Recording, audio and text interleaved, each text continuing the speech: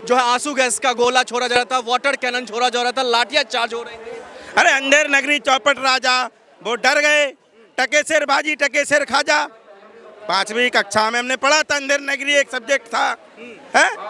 तो वही हाल है, वो डर गया और जो डर गया वो मर गया।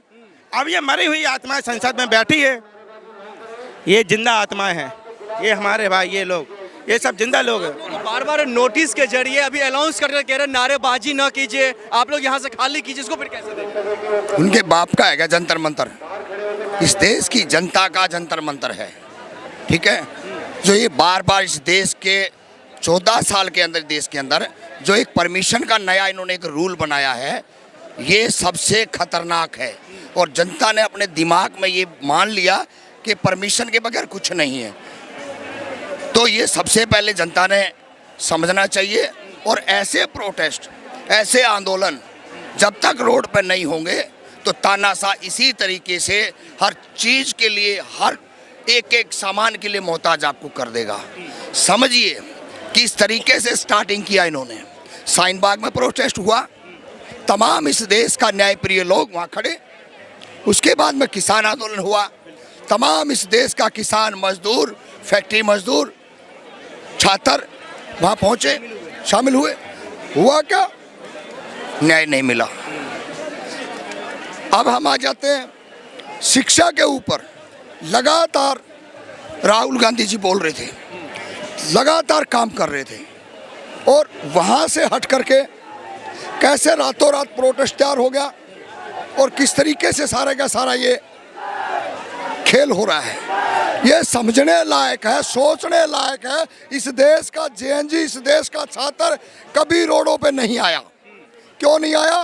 कि पेरेंट्स के दबाव में था, पेरेंट्स की बातों को मानता था और सरकार को सुन लेता था और उसको एक्सेप्ट कर लेता था। बिल्कुल आपकी बात सही है, लेकिन कहा जा रहा था जो 20 तारीख का जो आंदोलन है या संसद मार्च है, उसके बाद से सरकार के कान में जू रेंगेगी, लेकिन वो तो बिल्कुल अंधी गूंगी बहरी बन करके बैठी हुए संसद में। यही तो समस्या, अंधी है वो, अंधी के साथ गूंगा है, हैं? अंधा गावे बहरा बजावे, वही हाल है। और हम तो बुंदेलखंडी लोग हैं, हमने तो फूलन देवी बहन जैसी पैदा करी हैं, शोषण अत्याचार के खिलाफ बंदूक भी उठाई है, लेकिन ज़रूरत पड़ेगी तो हमारी बहनें तलवार ना उठा पाएँ तो बेकार है। कल जिस तरह हमारी बहनों पे उन्होंने लाठियाँ दी, माँ बहन की गालियाँ दी इनको, मैं तो प्रकृति से दुआ करता हूँ जिन जिन पुलिस वालों ने और जो इस समय सत्ताधारी बैठे हैं, ये हार्ट अटैक से मर जाएं, इनकी औलादों का एक्सीडेंट हो जाए। छोटे छोटे बच्चों को 10 10th क्लास के बच्चों को लाठियाँ मारी हैं, शर्म नहीं आई इनको? हाँ, प्रकृति जवाब बैरियर से मोदी जी को घेरना है, सिर्फ मोदी जी को। अगर लोकतंत्र को बचाना है, संविधान को बचाना है, राहुल जी को लाना है, तो इस देश में मोदी जी को भगाना होगा। प्रधान से काम नहीं चलेगा। गृह मंत्री का इस्तीफा मांगिए, प्रधानमंत्री का इस्तीफा मांगिए, लोकतंत्र को बचाइए, संविधान को बचाइए और राहुल जी को देश का प्रधानमंत्री बनाइए। राहुल को जब तक देश का प्रधानमंत्री नहीं बनाओगे, संविधान की धज्जी उड़ाएंगे ये लोग। बाद ही छात्रों को न्याय मिल पाएगा। अरे भैया, छात्रों का इतना बुरा हाल करा है, कल लाठी बजाइए। ऐसा तानाशाही हमने आज तक नहीं देखा।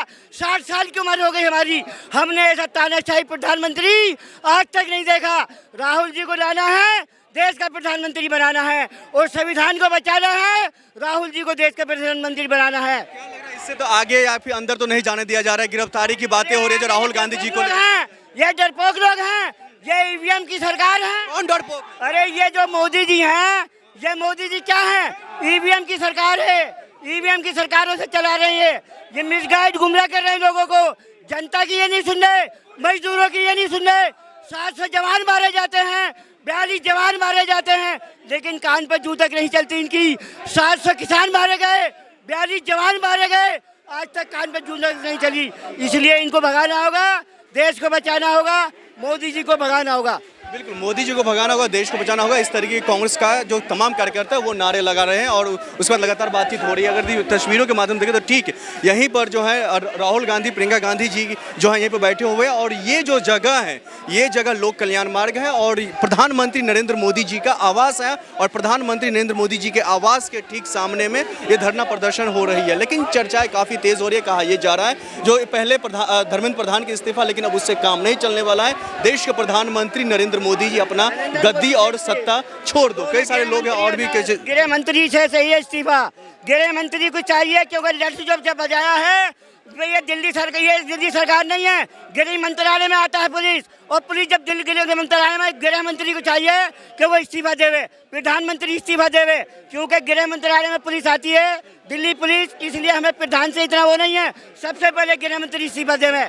इन लोगों का कई तरह की मांगे हैं, लेकिन अगर हम उधर अगर आपको हम दिखाएं तो सिर्फ और सिर्फ पुलिस प्रशासन है और पूरा जो हुजूम है, एक तरफ पुलिस प्रशासन है, इनकी वैन है जो डिटेन करके ये लोग जो है दिल्ली के अलग अलग जो थाने हैं उसमें ये लोग डिटेन करके जो है तमाम कार्यकर्ता और नेताओं को रखते हैं। ये दृश्य हमने देखा है, लेकिन आज का जो ये दृश्य है, जो तस्वीर है, ये काफ़ी कुछ बयां कर रही है। हम कई सारे लोगों से और जी बातचीत करेंगे।